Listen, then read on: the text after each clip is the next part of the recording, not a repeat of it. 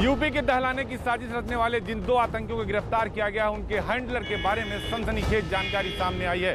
संभल के उमर हलमंडी पर उन दोनों आतंकियों का हैंडलर होने का आरोप है। उसकी गिरफ्तारी के बाद उमर हलमंडी का भाई भी सामने आया और उसने भाई का बचाव करने से इनकार कर दिया। उसके भाई ने न्यूज 18 को विस्तार से बताया कि वो कब और कैसे बाहर गया, अगर वो पकड़ा जाता है तो उसके साथ क्या होना चाहिए। यूपी एटीएस की गिरफ्त में हैं दो बेहद खतरनाक संदिग्ध आतंकी।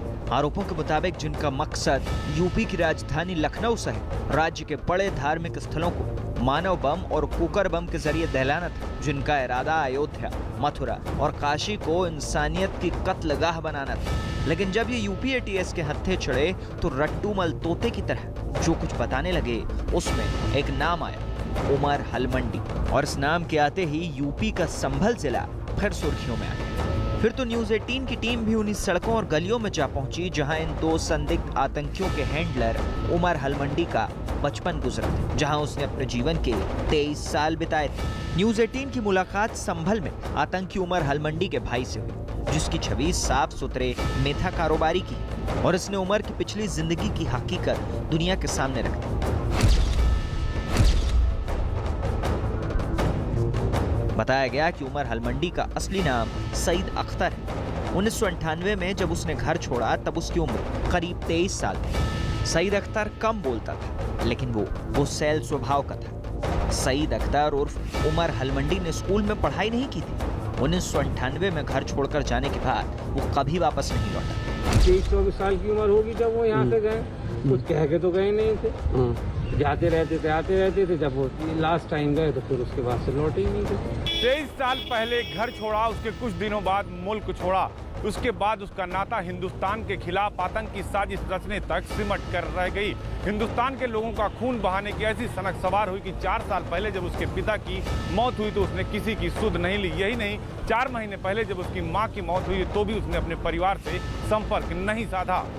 आरोप है कि सईद अख्तर देश छोड़कर पाकिस्तान चला गया और उसके बाद वो पाकिस्तान अफगानिस्तान बॉर्डर पर सक्रिय अल-कायदा से जुड़ गया। बताया गया कि सईद अख्तर उर्फ उमर हलमंडी के साथ संभल का ही रहने वाला आसिम उमर भी पाकिस्तान गया था, जो अफगानिस्तान पहुंचकर अल-कायदा के कमांडर अल जवाहिरी का बेहद करीबी बन गया। वहीं आसिम उमर को अल-कायदा का इंडिया चीफ बनाया गया। आसिम के बारे में खुफिया एजेंसियों के पास सुराग था, लेकिन उमर हलमंडी के बारे में बहुत ज्यादा जानकारी नहीं थी।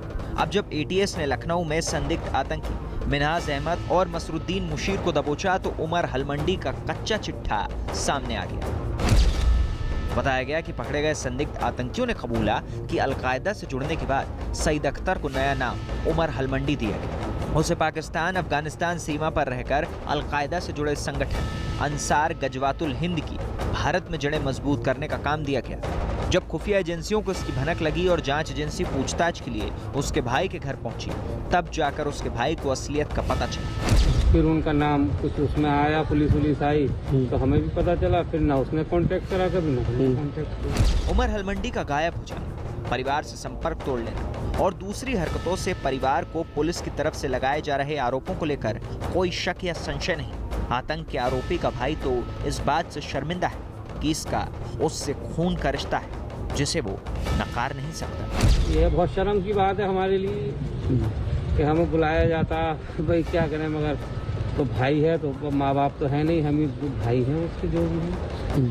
तो हमारा कोई कांटेक्ट नहीं है, ना हमें उसके बारे में कोई जानकारी, ना हमें पता वो क्या कर रहा है। लेकिन जो भी कर रहा है गलत है।